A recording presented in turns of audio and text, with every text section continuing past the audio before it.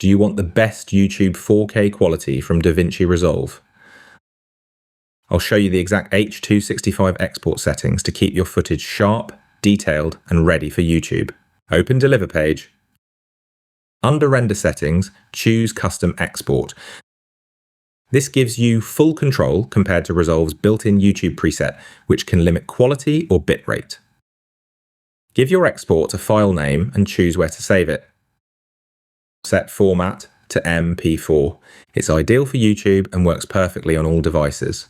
Next, set codec to H.265. It's more efficient than H.264 and keeps your image sharp with smaller file sizes. Set encoder to auto, so DaVinci uses your GPU for faster rendering. Enable network optimization. This moves playback data to the start of the file, helping YouTube process your video faster after upload. Set resolution to timeline resolution. Set frame rate to timeline frame rate. Always match your export to your project settings. This prevents scaling issues and motion mismatches.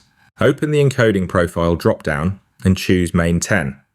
If your footage was shot in 10-bit color, this preserves that extra bit depth, keeping gradients smooth and avoiding color banding. If your footage is 8-bit, choose main instead. Set keyframes to automatic. This lets Resolve decide where to place them, usually at scene cuts for the best compression. Turn frame reordering on. It uses B frames to reference nearby frames, giving smoother motion and smaller files. Set preset to quality. It focuses on image detail rather than speed. The export will take longer, but you'll get noticeably better results. For rate control, choose constrained variable bitrate.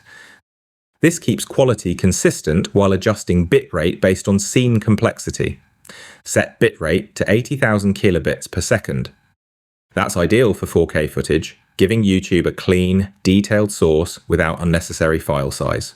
And that's the complete H.265 setup. If this was helpful, please give the video a like and be sure to subscribe for future tips on DaVinci Resolve and cinematic drone filming.